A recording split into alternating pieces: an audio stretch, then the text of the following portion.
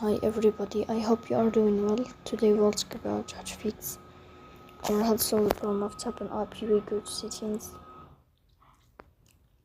Here we click on apps. If we click on apps, default apps, app settings. And above you will search about Tapon app and you will click. Here we go to first stop and you will click OK. Then you will enter to the window of storage. Then we click on clear cache.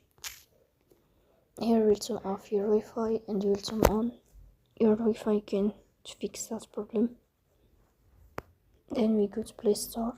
You will search about Tapon app. If you will uninstall here and you will install it again. So please don't forget to support us by like and subscribe. See you next time.